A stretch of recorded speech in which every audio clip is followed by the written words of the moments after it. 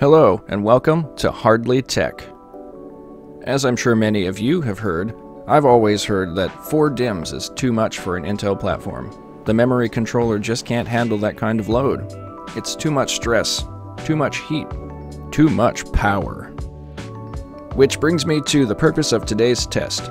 We're going to look at the performance differences between 2 DIMMs of RAM and 4 DIMMs on an Intel-based platform. The kit of RAM we'll be using today is the G.Skill Trident Z F4-4266C19D-16GTZA. Now, on to the system specs for today's test. We'll be using the MSI MPG Z390 Gaming Pro Carbon AC motherboard, Intel's i9-9900K overclocked to 4.9 GHz. And you may be asking, why not 5 GHz? Well, I can't hit 5 GHz, that's why. We discussed the RAM earlier. As far as the SSD, we'll be using Samsung's 970 EVO Plus. And today's GPU is EVGA's 3080 Ti FTW3 Ultra Gaming. Now for the format. For the synthetic tests, on the left will be displayed the 2 DIMM kit results, and on the right will be the 4 DIMM results. Both sets have been run at 3600 MHz, running 15, 15, 15, 35 timings. Each of these synthetic tests has been run 5 times, with a 5-minute break between runs to allow the system to cool. Alright, here we go.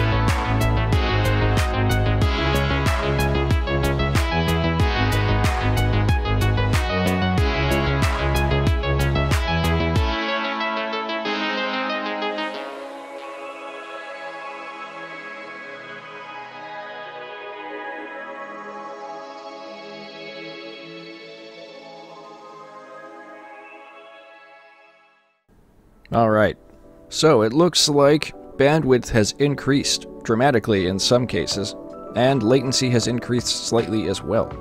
Now, whether or not that's a benefit or a detriment kind of depends on what you're doing.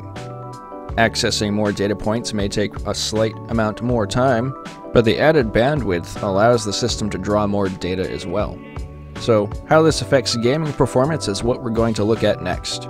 The gaming test format will be similar to the synthetic test format. We'll be running the full test for each game. On the left side will be the 2 DIMM results, and on the right side will be the 4 DIMM results. Each video will be the best possible run for each game, and at the end of each game benchmark will be the results for the best and the worst runs. Like before, each benchmark has been run 5 times, with a 5-minute break between each test to allow the system to cool down to a reasonable level. In today's gaming benchmark, we'll be using Far Cry 5, F1 2019, Horizon Zero Dawn, Final Fantasy 15, and finally Forza Horizon 4. We'll be using these games today because they have built-in benchmarks, so we can get consistent results. All of these game benchmarks are run at 1080p, with the frame limit off to achieve the maximum frame rate possible. Now, I understand that these tests can be kind of long, so if you want to skip through, feel free. Let me know what you think of each run down below in the comments. First up, we have Far Cry 5.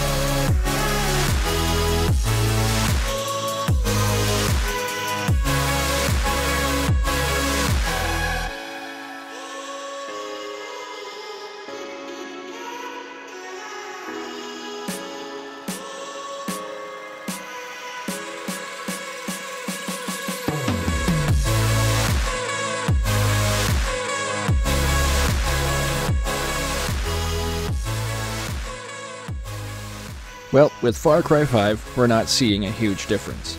The minimum frame rate has seen about a 1 to 2 frame uplift. On average, we're seeing about a 5 to 10 frame uplift, and the maximum frame rate is seeing about a 10 to 15 frame uplift.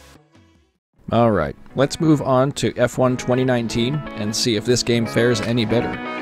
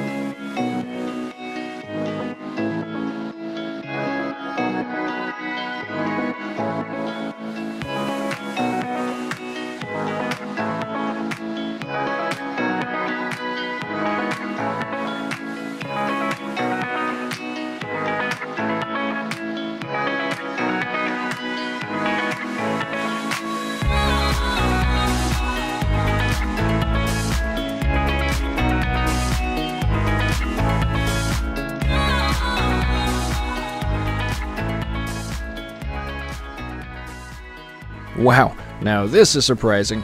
F1 2019 sees a 20 frame per second uplift across the board. This is an impressive result. As impressive as this is, we'll come back to this later. For now, let's move on to Horizon Zero Dawn.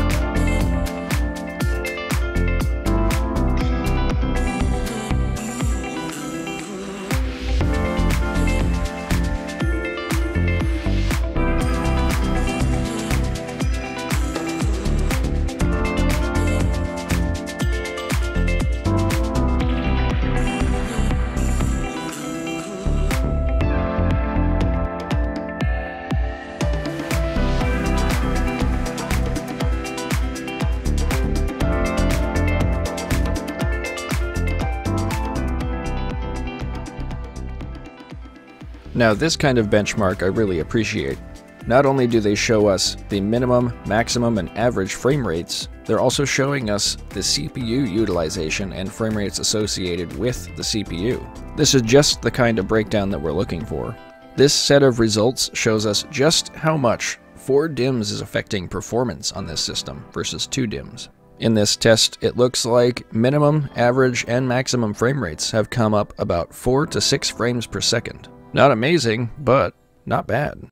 Alright, just a forewarning, the Final Fantasy 15 test does take a bit to finish, so go get yourself a snack and come back in a few minutes.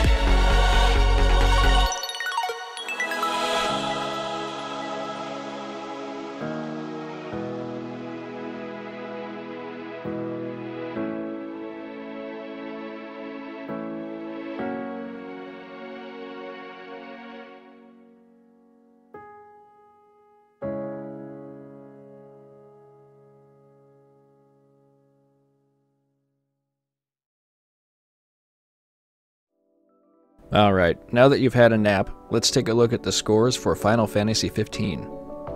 At the low end, 2 Dimms gives us a score of 11,230 up to 11,402.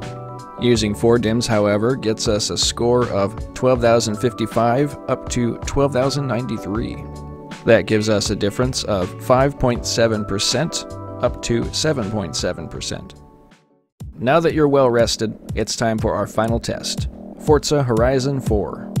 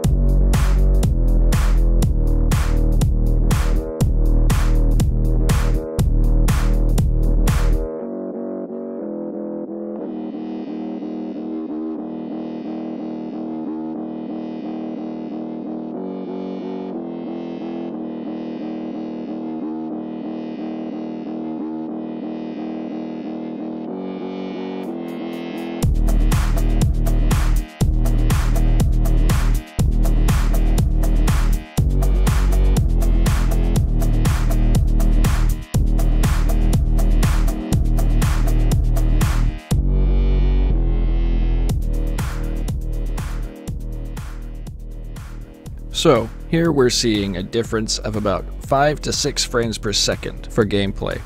However, this test also breaks down the results similar to Horizon Zero Dawn. We can see the CPU utilization, and it looks like about a 30 frame per second improvement across the board, similar to the results we saw in F1 2019. So, now that we've seen the tests and we have the results, how do we interpret them? Is this the massive performance uplift that you've been looking for? Well, the short answer is no. The long answer, yes. And here's why. From what we can see, CPU-intensive tasks are seeing an uplift in performance. And this makes sense. Your system is trying to pull data as fast as it can, and having more access points means more data. However, there is a very slight increase in latency, though for the most part, this goes unnoticed. In games, we're not seeing a huge benefit unless you're playing a game, like I said before, that is CPU intensive, like F1 2019, or maybe an esports title, a la Fortnite or Rainbow Six Siege, that rely heavily on your CPU for performance. Now, let's take a moment to temper those expectations. In most games, you're not going to see a huge performance benefit. You will see your minimums and average improve slightly. But if you're playing at a higher resolution, like 4K, you won't see as much of a benefit. However, if you are having random frame drops, just below 60 frames per second, this might keep you right where you need to be. Or let's say you just spent a bunch of money on a 120Hz or heck, even a 240Hz refresh display. This is definitely going to help you. Nobody likes those hard dips down into the 40 and 30 frames per second range. And considering the cost of a 16GB kit being around $80 to $120 for a decent set, that's not too bad, especially considering the GPU market as it is right now. If you found the information in this video useful, or if you found it entertaining, or if you just like the sound of my voice, please share this video, like and subscribe. That's the best way that you can show your support for this channel. If there's something you'd like to see in a video, let me know in the comments below. Thank you all for watching, and keep your eyes open for the next video. And lastly, have a great day.